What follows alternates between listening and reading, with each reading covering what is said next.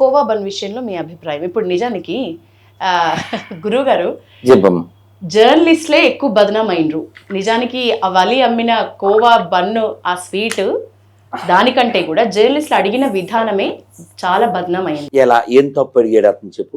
తిను తిను తిను అంటే వలి తిన్న విధానానికి ఎక్కువ మంది హిందువులే బాధపడ్డారు, హిందువులే రియాక్ట్ అయినరు. ఇదే వాళ్ళు హిందువులు కాదు, అది పాయింట్.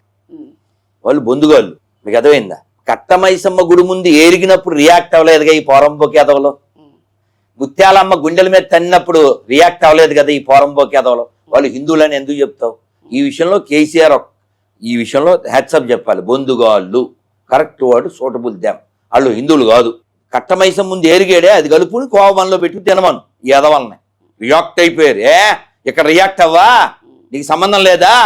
తరుణ్ విషయంలో నువ్వు రియాక్ట్ అవ్వా, నీకు సంబంధం లేదా? మానవత్వం లేదా? చేతగానే అదవులు వీళ్ళందరూ.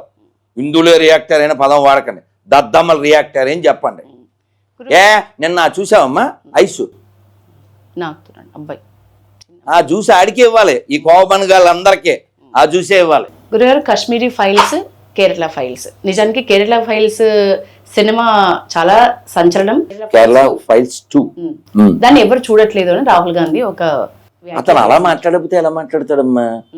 అతను అసలే దత్తాత్రేయ గోత్రీకుడు, ఆల్బెత్రాయన్ మహా, అలా కాకపోతే ఎలా మాట్లాడతాడు? మత విద్వేషాలు ఎక్కువ అవ్వమంటారా ఈ కాశ్మీరీ ఫైల్స్ కానీ మీరు అన్నట్లు కేరళ ఫైల్స్ 2 కానీ ఫైల్స్ 1? నిజాలు చెప్పకపోతే అవుతాయి, నిజాలు చెబుతూనే ఉండాలి.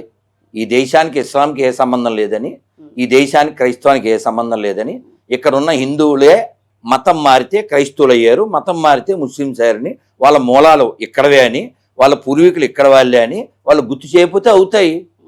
ఎందుకంటే చిన్న ఉదాహరణ చెప్తాను మీకు అర్థమయ్యేలా. 1 2 3 4 5 6 ఉన్నాం. మనం జై శ్రీరామ్ ఇదే నోటితో ప్రైజ్ ద లార్డ్ అల్లాహు అక్బర్ చెప్పగలం. ఎవరైనా ముస్లింకి క్రిస్టియన్కి ఫోన్ చేయమంటే చేస్తాను. ఇలా చెప్పిస్తారా 3? పోనీ మీకు ఉదాహరణ కూడా చెప్తాను, వీడియో యూట్యూబ్లో చూడండి. లతాశ్రీ అని యమలేల సినిమా చూసారా? ఆ సినిమాలో ఐస్ క్రీమ్ ఇస్తుంది ఎముడికి. ఆవిడ ఎప్పుడో ఫోన్ చేస్తే హిమక్రీమ్ అమ్మ గుర్తుంది కదా, ఆవిడ ఫోన్ చేస్తే నేను కాసేపు మాట్లాడాక ఫోన్ పెట్టేసే ముందు ప్రైజ్ ద లార్డ్ అన్నాను. 3 సార్లు అన్నాను. ఆవిడ కూడా అంది జై శ్రీరామ్ అన్నాను. అనలేదు. మాధవరావు కూతురు, ఆవిడేవో ఇమానియల్ కూతురు కాదు, మాధవరావు కూతురు. ఏమొచ్చిందంటారు? ఆ మస్తకంలోకి ఏమెక్కింది? ఇగో ఈ దరిద్రం ఎక్కింది.